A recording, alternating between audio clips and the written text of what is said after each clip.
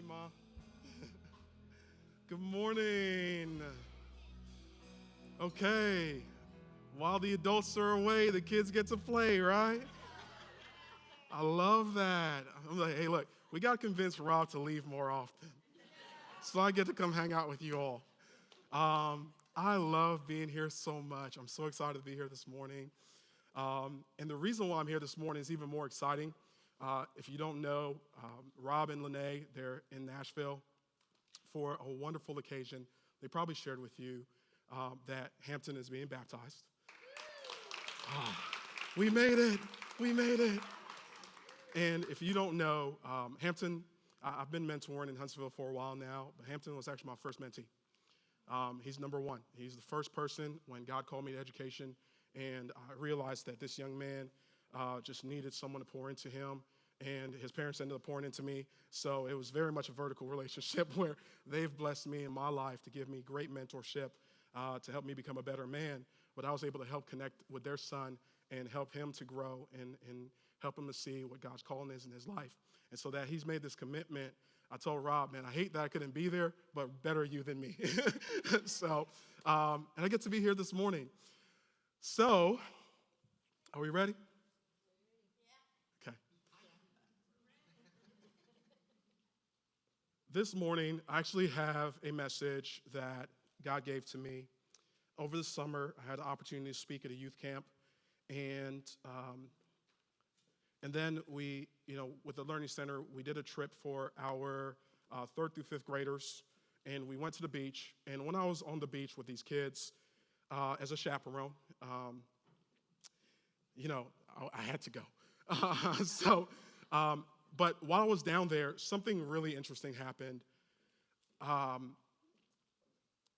We got to the beach, and the kids were all super excited. And with this message in mind, I spoke to them the night that we got there, and I started feeling this weight. It's the weirdest thing. I started feeling this weight, like this heaviness. And it's like I felt the weight of every single one of those kids' salvation. And it was just like overwhelming. The next morning, I woke up at 4 o'clock in the morning because I delivered the first message, which is part one of the sermon today. And I was like, God, what do these kids need to know that you told me to share this with them? What do they need to know in the second part? I need you to give me a word, because what I don't want, what I never want, is for it to be about what Ray thinks is best. I really wanted it to be what God needed those children to hear. And I was sitting at the water. The weight was still on me, and I was just like, I needed to reset. I need to reconnect. I realized that I'd gotten into professional mode so much that I was just working. And sometimes you lose the connection a little bit. So I recognized I was in that space. So I had to get down to the water early in the morning and pretty much lay myself before God. And he brought me the second part. So you guys get both today, which is fun. But here's the deal. I did talk to Rob, and he did tell me that the sermon series is around the table. When he said that, I was like, you're kidding, right? He's like, no, it's around the table. Like, no, you're joking. It's like, no, it's around the table. And the reason why I said you're kidding is because one of the campaigns that we've been working on with the Learning Center that we just started is called Around the Table. And he didn't know this. He still doesn't know this. He'll find out when he watches this. But I was like, you're joking, right? He was like, no, we've been working on this for about a month or two, because the premise is, as a nonprofit organization, we have our annual dinner, but we realize that we want to sit down around the table with people in our community and share what God is doing and how we can band together to make a change in this place. And it's around the table. It's a special place. It's the holiday season. I know that a lot has been going on this year, but we're getting to the place. And this message, I told Rob, I think this is fitting. Before I spoke to him, I'd already been praying about what God wanted me to share, and this thought came to mind. And when he shared with me the reason why the sermon series was around the table, I said, well, I think this is going to work just fine. There we go. All right. You ready? Okay. Let's see. Let's make sure.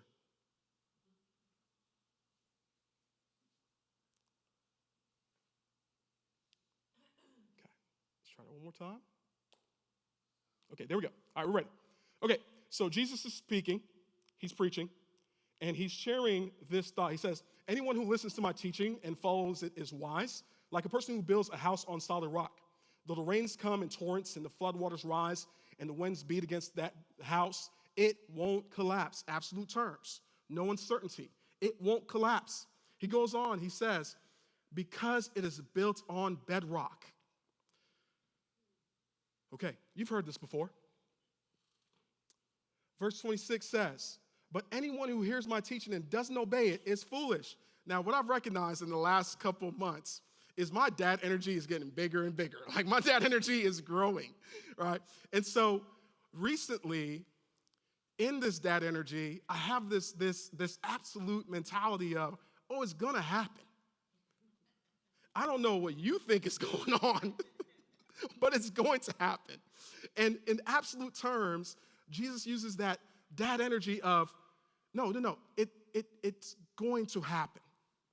So he says, anyone who hears my teaching and doesn't obey it is foolish, like a person who builds a house on sand.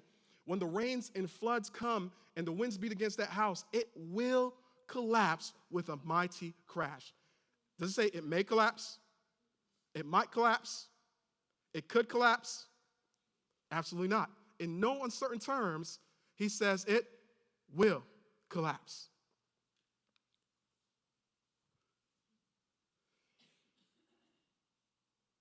Hey, this was crazy. You have to think about this time. There wasn't like Hulu, right? There wasn't Netflix. You didn't get to like channel surf. When Jesus spoke these words, the crowd was just amazed. They were blown away. What amazed them is the authority with which he spoke. They actually never really saw that before, paraphrasing. They didn't see that type of authority before. Because when he talked about it, he was so certain. And they were like, oh, that makes sense. But here's a little bit of a secret. So I love history, and I am very much a nerd. I will say I've loved being a nerd my entire life. And so in my nerddom, I took a little deep dive into a little history about the context of Jesus' time. And I was like, Jesus uses so many analogies to building, right?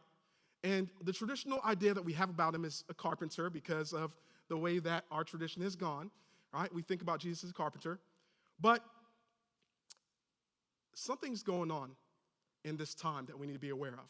There's this city called Sepphoris. Have you heard of that before?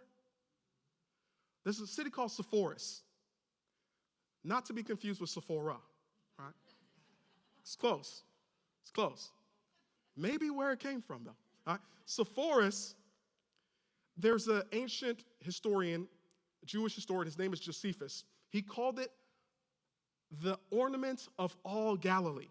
Galilee was that region where Nazareth was in. And Nazareth was about 5 kilometers, just over 3 miles, away from Sepphoris. Now, just before Jesus was born, there was already this turmoil. Rome had come in, and they'd taken over the area, right?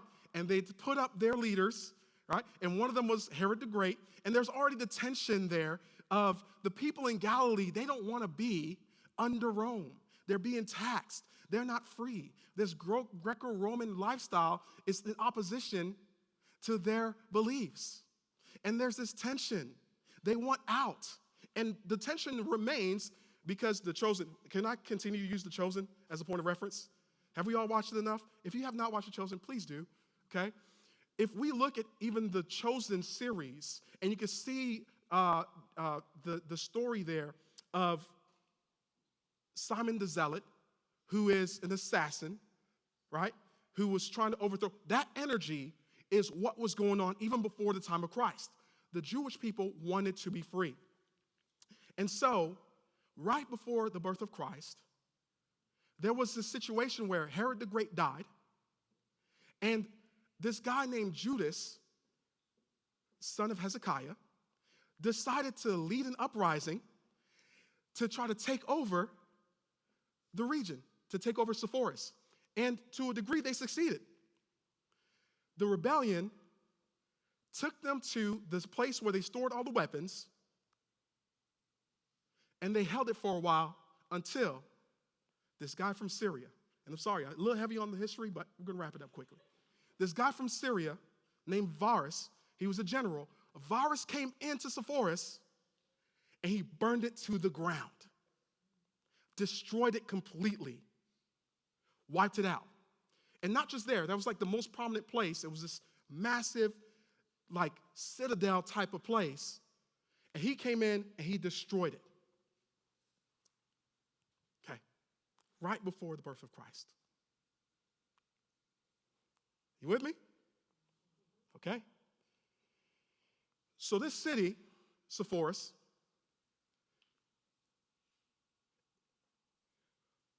not too far away from where Jesus grew up in Nazareth,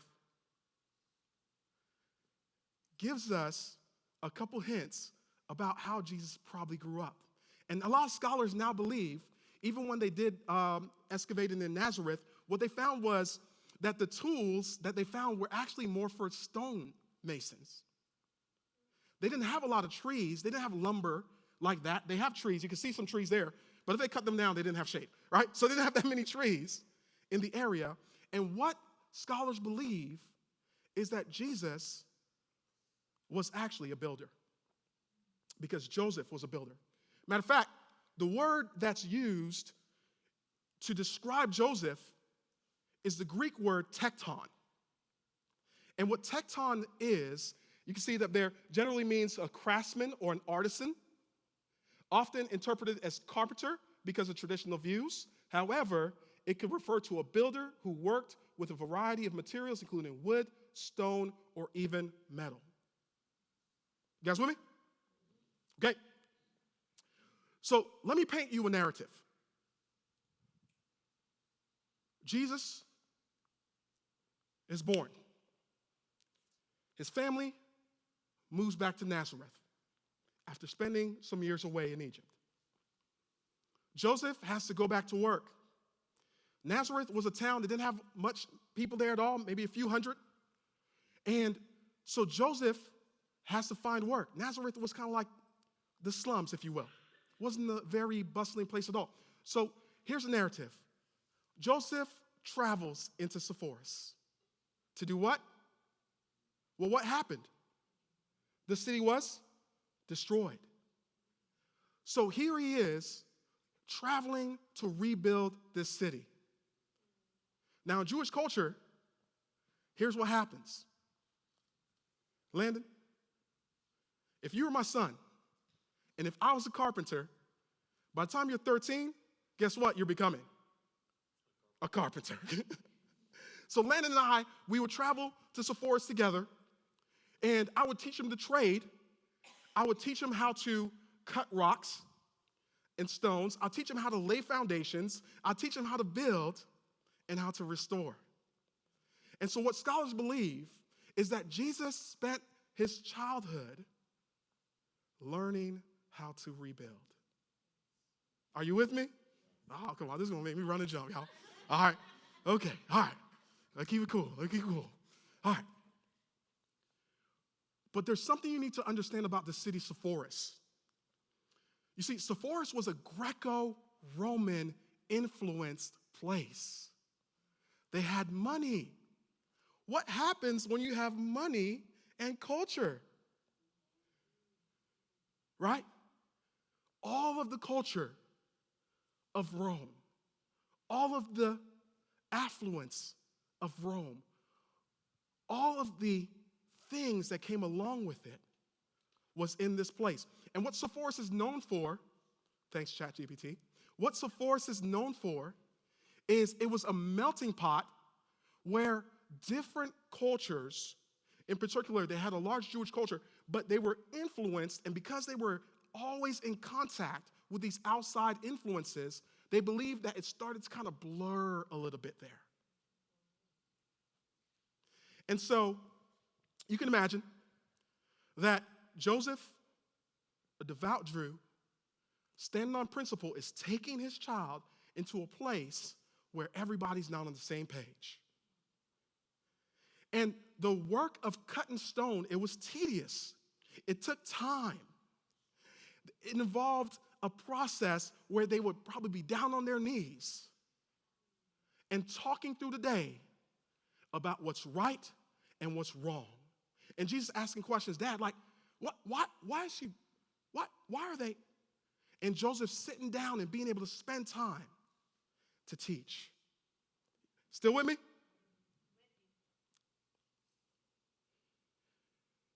So Jesus spends time rebuilding this city.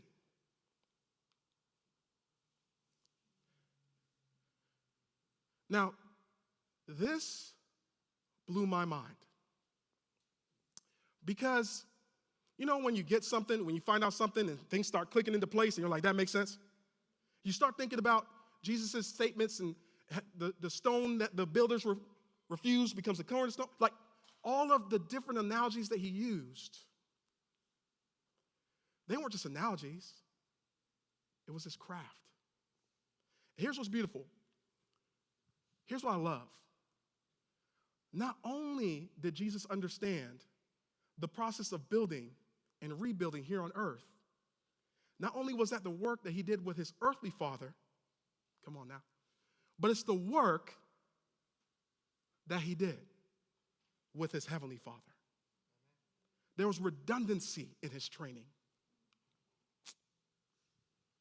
Okay, thought one is almost done. Not gonna hold you long. Intelligent group, not gonna keep you. I hope this is not my mom calling me. Probably is. Okay. All right. You were my witness, okay? I was busy. You're my alibi. All right, so if I get in trouble, I'm gonna say, hey, call the church. All right. As I was reading this and recognizing the amount of work that had to be done to rebuild, Jesus talks about a foundation. He talks about having a firm foundation. And I started thinking about foundations and why they're so critical. And if you don't have a firm foundation, matter of fact, if you start having issues in your foundation and there's a crack or something, what starts to happen? Starts to have a shift. And how do you know there's a problem? You start seeing cracks in your wall. And what God shared with me is, Ray, you could drive by a house and you could look at the outside of it and it looks fine. But if you go inside of it and you see cracks on the wall, the foundation is off. Are you with me? And the reason God shared that with me is it was personal. He said, you have to recognize that others might not see your cracks when your foundation to me is off, but they're there and there's a telltale sign that something is wrong. You could be as beautiful as you want to be on the outside, but the inside knows. So the challenge was, and I challenged the kids with this, and God challenged me with this, thought number one, check your cracks in your wall. Make sure you understand when cracks start showing up, when your patience starts wearing thin, when you get more irritable, when you're not as loving, when you're not as kind, those are cracks that show there's a foundation issue. But here's what's beautiful about this. Here in Huntsville, Alabama, we have a little company that what they'll do is they'll come and fix your foundation. Isn't that wonderful? AFS, Alabama Foundation Specialists. And what they'll do is they'll come and they'll restore your foundation, even though it was built properly initially, hopefully. Even though it started off fine, with time, when the rain comes and your property's not graded properly and water starts to get in and the weathering process happens, sometimes that foundation can start to break down. And it's inevitable that if you don't get repairs, eventually your house will not be able to stand. Are you with me? Do I need to make it any more plain? Okay, thank you. Whew. Okay, part 2. Here's your challenge. Here's your challenge. You can only do this if your foundation is set. So as I was talking to Rob, one of the things he mentioned is we want to be able to, in this season, sit at the table with anyone, no matter their thoughts or their beliefs, and love on them and be examples of Christ. And this is what Jesus says about this in Matthew 5. He says, you have heard the law that says, love your neighbor and hate your enemy. But I say, love your enemies. Pray for those who persecute you. That person on the job who is coming for your head. What Jesus says is pray for them. Make sure that you keep them in mind.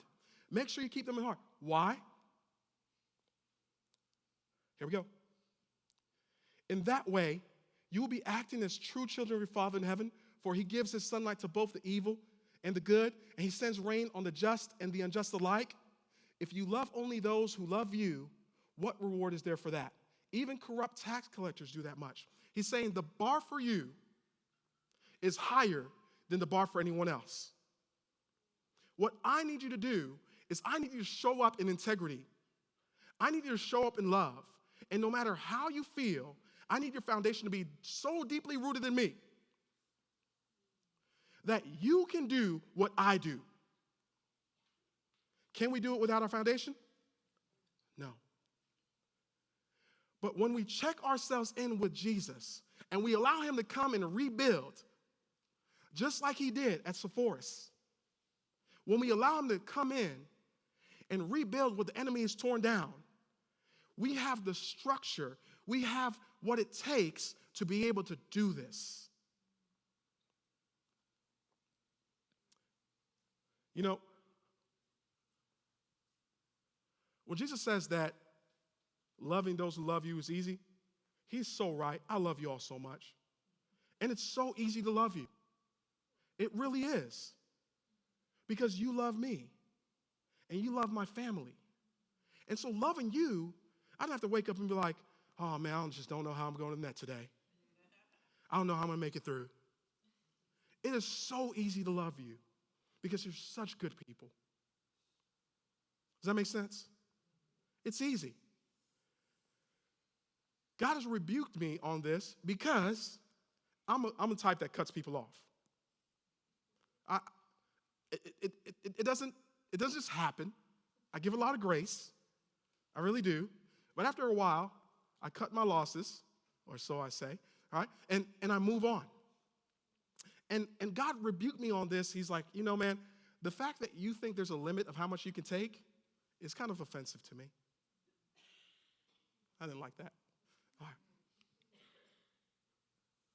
If you are kind only to your friends, how are you different from anyone else? Even pagans do that. But you are to be perfect, even as your Father in heaven is perfect. I love the way Rob breaks this down. He gave me just such knowledge on this. I've said it ever since I heard him say this. The word he likes to use is blameless. Be blameless. Make sure that when you are interacting with people, even when they are coming at you sideways, even when they don't have the best intentions, make sure that you're handling yourself based in the foundation of God, based in the principles that he's taught, based in this challenge of treating those who hate you with love. Make sure you're rising to that challenge. Make sure that you're blameless, that no one can say you didn't do your part. So here's the thing. Certain texts have always stood out to me. I kind of gravitate to them over and over, and this is one of them. This is one of the texts that just kind of hits me in the gut anytime I read it. And the context is, you guys know the context, right?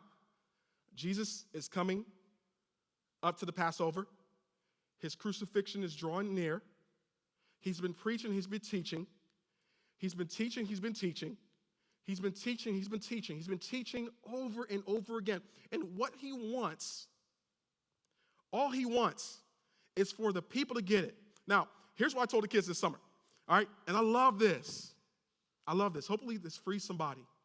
Here's what I recognize about God.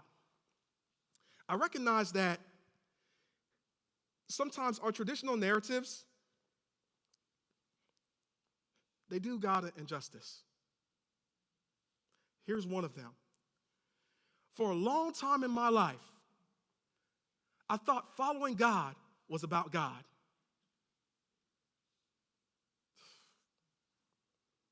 I thought serving God was doing God a favor. I thought giving to God was helping God out. Wrong. And what God had me share this summer with these kids is this. Everything he asks you to do is about you.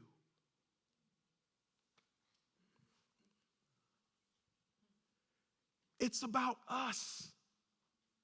It's for us. Whose relationships get better when you behave this way?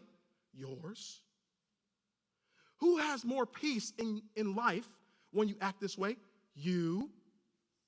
Who's more equipped to have impact and influence when you do what Jesus said? You do. And what God has been so kind to me with is he keeps revealing himself as a good, good father. That's why whenever that song plays, I cry. Because what a good father does is not for himself. I'm not a good father to my daughter because she's going to do something for me. She's going to help me pay a bill. She's going to help me reach some point in my life where I'm finally satisfied. I do it because I want her to have a good life. Doesn't that make sense? I teach her these lessons because I want her to be able to succeed. I want her to be able to live in community. I just actually had to chew her out in school the other day because she didn't listen to her teacher. And she actually started crying in class because I leaned in and I said, the first time your teacher tells you something is the last time she tells you something. And she was looking back, her friends started looking, and I didn't care because I wanted her to know that we do not do that in the Allister household. When your teacher tells you to do something, it's like daddy told you to do something. And you do not disrespect her because she works hard to give you an education, and you make sure you respect that woman. And she apologized with tears in her eyes, and we walked outside. And I leaned down to her and I said, baby, I know you probably didn't understand what you were doing, but it's so important that you listen. And you've been struggling with this with mommy at home, and now it showed up at school. And we continued the conversation because I want her to learn, not just to be embarrassed. Daddy's not mad at you. I'm not angry. I want you to know that's unacceptable. Because I love you and I refuse to watch you grow up and not be in a position where you can succeed. Yeah, that's God. Doesn't that make sense? It's for us. It's not performative for him. It's for us. And this is why Jesus cried. Because imagine a father who spends all his time, Landon, teaching his kids, and at the end of the day, they don't get it. How do you think you feel when you know where they're going, they won't make it? Are you chilling with the boys like, yeah, man, my kid's going to fail. They're not going to make it. I tried, did my best. What do you do? We don't have that response. It rips at our hearts because all you want for them is for them to have a good life. That's God. So here's what Jesus does. He looks over Jerusalem. He says, but as he came close to Jerusalem and saw the city ahead, he began to weep. How I wish today that you of all people would understand the way to peace. You see that? Did he say the way to heaven? No. The way to peace for them. Well, he recognizes they were missing their appointment with peace. And it broke his heart. But now it is too late and peace is hidden from your eyes. Hey, history's here, man. History's here. Before long, your enemies will build ramparts against your walls and encircle you and close in on you from every side. They will crush you into the ground, and your children with you. Your enemies will not leave a single stone in place because you did not recognize it when God visited you. Let's sit in that one for a little bit. You did not recognize it when God visited you.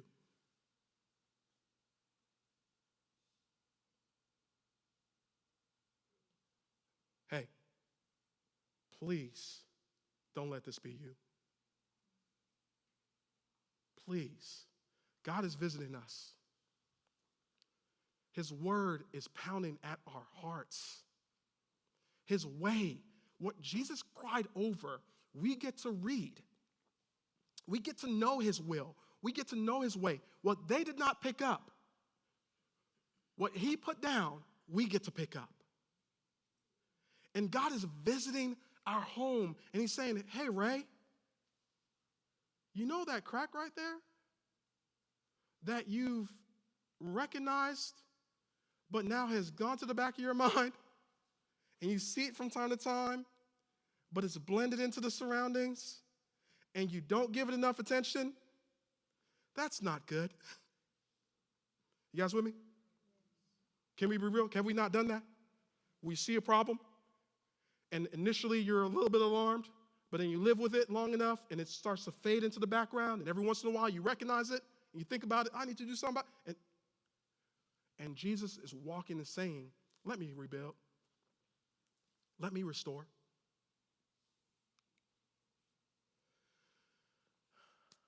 I think about this moment.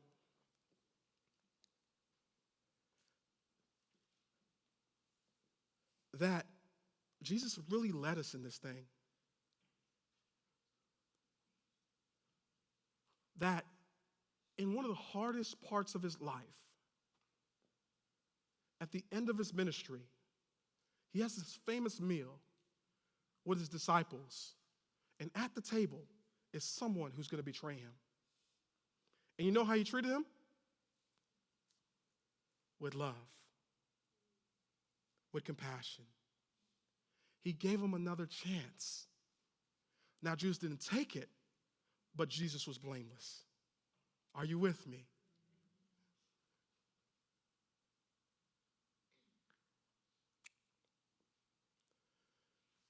We cannot go wrong when we do it his way. God is crying out to us. Learn this. Learn this lesson. Let me be your foundation. I sent my son to earth to redeem you, but what I had him do was I had him work in rebuilding the place, because that's the work I want him to do in your life too. I want it to be so clear to you that I'm in the process of rebuilding. And just because your foundation was good doesn't mean you get to rest, because rains come and weather hits and things get under the cracks. Let me come in and fix it. Let me be AFS for your heart.